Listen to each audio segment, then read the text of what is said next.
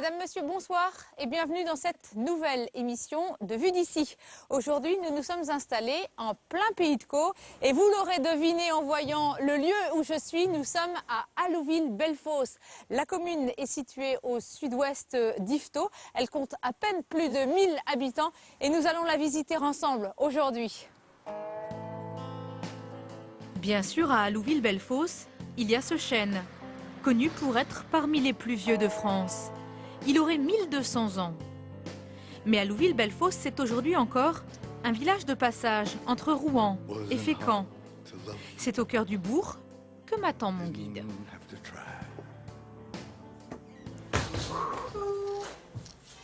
Alors, j'ai rendez-vous avec Gaëlle. Bonjour Gaëlle. Bonjour Magali. Vous m'attendez au chaud, ça fait du bien. Oui, c'est vrai, un vrai temps de décembre. Exactement. Pour quelle raison vous m'avez donné rendez-vous dans ce lieu? C'est vraiment un café typique qui a conservé tout son mobilier d'origine. Et d'extérieur, on voit encore la structure un peu du café avec la partie qui servait à rentrer les calèches. Il y avait les écuries dans l'arrière-cour. D'accord. Voilà, et puis c'est encore le rendez-vous des Allouvillais chez Dominique. C'est à proximité de ce café que démarre notre visite, dans ce qui est aujourd'hui une propriété privée, mais ça n'a pas été toujours le cas. Alors Gaëlle, qu'est-ce que c'est que cette propriété? Expliquez-moi un petit peu. On est ici dans l'ancien presbytère d'Allouville, qui a eu cet usage pendant 4 siècles et demi à peu près. C'est un ancien manoir seigneurial qui appartenait à la famille de Récusson, une grande famille de seigneurs d'Allouville. Et donc ce manoir, il a 2 faces, on va dire, puisque la façade par laquelle on est arrivé, qui est en pan de bois, qui date du XVe siècle, et qui est vraiment typique de cette époque. Voilà, très décorée, avec les poutres, les sablières décorées. Et puis cette partie qui a été remaniée au XVIIe siècle, et une aile également a été ajoutée pour agrandir la propriété. D'accord. Et il y a un autre bâtiment qui avait une autre fonction sur cette propriété. Oui, c'est l'ancien vicariat, puisque donc les vicaires et le curé ne logeaient pas à la même enseigne, même au sein d'une même propriété. Prochaine étape de notre découverte, l'église d'Allouville. Elle retrace une partie de l'histoire de ce village. La première impression lorsque l'on pénètre dans l'église d'Allouville, c'est un sentiment d'opulence. Une raison à cela, elle a hérité des ornements et du mobilier de l'église de Bellefosse en 1962. Le curé à l'époque qui était là ne voulait pas les récupérer parce que c'était des vieilles statues toutes sales et il ne les voulait absolument pas récupérer alors que ce sont des statues polychromes, en pierre polychrome du 14e, 15e siècle. De grande valeur. De grande valeur. Autre richesse de l'église de Saint-Quentin, ses vitraux. Pour la plupart, des dons des seigneurs locaux, dont certains se sont même fait représenter dans les œuvres. C'est aussi la mémoire d'un enfant du pays qui est évoquée ici.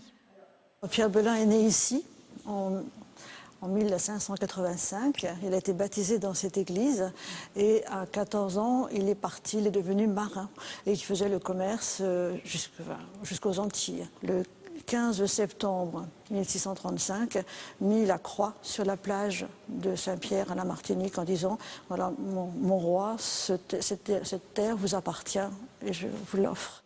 Aujourd'hui, Marie-Josée tente de retisser les liens avec la Martinique, pour le moment en vain. Alors où sommes-nous ici Gaëlle? On est au manoir d'Isménil, qu'on connaît dans les sources historiques sous le nom de manoir d'Yves-Ménil, donc le manoir d'Yves. C'est un manoir avec une façade en pan de bois du XVe siècle, très travaillé. Oui. C'est un manoir qui a été remanié, hein. On voit par rapport à l'endroit où on est arrivé, c'est pas du tout le même style. La façade est en pan de bois, alors que l'arrière est en brique, donc c'est de la brique Saint-Jean.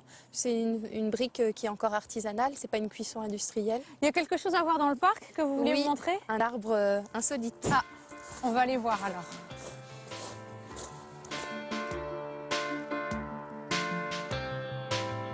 Alors c'est un frêne creux, comme on peut le voir, qui a environ 400 ans et au pied duquel on a trouvé un départ de souterrain. Donc les souterrains, c'est toujours un petit peu mystérieux, mais C'est un souterrain qui aurait pu relier le manoir de Rohan ou alors l'ancien château d'Alouville. Voilà, il y a plusieurs hypothèses. On n'a pas de certitude en tout cas. Pour finir la balade, retour vers la salle des fêtes du village où se tient une exposition sur les crèches du monde entier. Vous avez des crèches qui viennent de Slovaquie en maïs. À côté, elles viennent de République tchèque. Et puis juste à côté, eh bien, vous avez Madagascar, vous avez le Venezuela, vous avez l'Argentine. Plus de 85 pays. Et cela fait 19 ans que ça dure. Roger a la passion des crèches depuis toujours. Il faut dire que l'homme originaire d'Alouville est né un 25 décembre. Un destin qu'il a choisi de partager avec les autres. Chaque année, il ressort donc ses trésors venus du monde entier. Je suis parfois étonné en disant oh bah tiens, on avait celle-là, je m'en souvenais plus. Tiens, oh puis elle est belle celle-là. Hein. Il n'y a plus de place, mais on arrive toujours à en glisser une, deux ou trois en plus. Mais c'est vrai qu'il n'y a plus de place. Il n'empêche qu'on va encore chercher de nouvelles. C'est la maladie. Des pièces toutes uniques, fabriquées par des artisans, à l'image de cette création d'un trio tchèque qui représente le chêne d'Alouville et les maisons du village, les falaises d'Étretat. Une pièce estimée aujourd'hui à 25 000 €. Autre succès de l'exposition, celle de Zdenka Ziperova, encore une artiste tchèque qui a remis au goût du jour les costumes normands d'antan. Par exemple, vous avez le Pierrot normand qui vient d'Yvetot, vous avez le costume du pêcheur du Pollet, vous avez le sabot de Bolbec, vous avez toutes ces coiffes bien typiques de notre région, hein, avec les costumes de travail, les costumes aussi de fête, hein, que portaient les bourgeois surtout. Plus de 1200 crèches sont ainsi proposées au public, de quoi réveiller l'esprit de Noël qui sommeille en chacun de nous. J'espère que vous avez apprécié notre balade dans la commune. Je vous donne rendez-vous jeudi prochain pour découvrir un autre village de Haute-Normandie. Belle soirée sur France 3.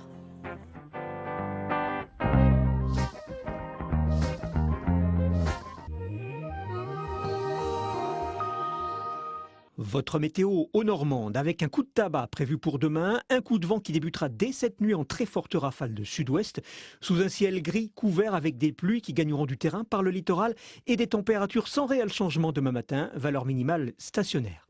Dans l'après-midi, le vent faiblira progressivement en tournant à l'ouest puis au nord-ouest, mais la pluie restera bien en place pour continuer son arrosage, d'où des cumuls à surveiller localement. Et dans cet horizon maussade, les températures marqueront un très bon niveau, toujours. Vendredi demain, le 12 décembre. Belle soirée à vous.